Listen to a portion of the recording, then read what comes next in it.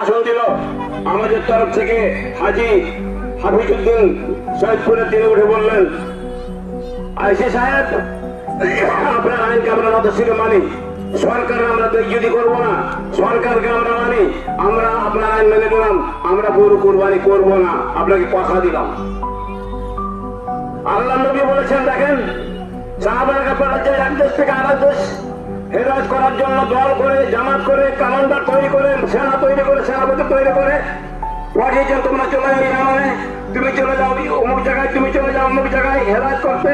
তিনি একটা বৎসর করেছেন, আল্লাহ নবী তোমরা যাবে ওই দেশে, ওই দেশের আইনকে মাইনা তোমরা চলবে, ওই দেশের আইনকে মাইনা তুমি যে মামার তোমার ইসলাম আইন প্রয়োগ করতে যাও, তোমাকে কেউ মানবে না, তুমি ইসলাম ধর্ম প্রচার করতে পারবে না, তোমার ক্ষমতা হবে না।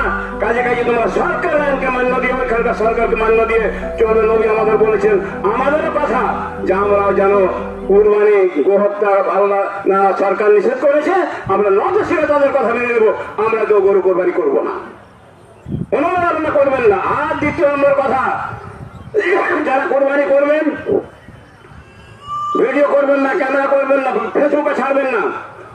ফেসবুকে করে দেখেন আমার কোরবানির শিরা হলো, দেখো আমার আমাদের খাসিতে কত চর্বি, কত বড় খাসি করেছি আমি, এভাবে করবেন না, খুব ভুল হবে। আপনি মিডিয়ার আওতায় পড়ে যাবেন, আপনাকে অ্যারেস্ট করবে। কাজে কাজে আপনি ওইসব করবেন না।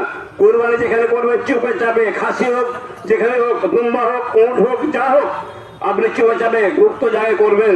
আর করার পরে আপনি এদিক থেকে ওদিক মাংস পাঠাবেন, আত্মীয় স্বজন বাড়ি পাঠাবেন, বেটি জামার বাড়ি পাঠাবেন, কামকারী রেখে ভরে লুকায়িত হয়ে পাঠাবেন। খবরদার, খাসির মাংস হলে আপনার উপর কাছে পাঠাবেন না।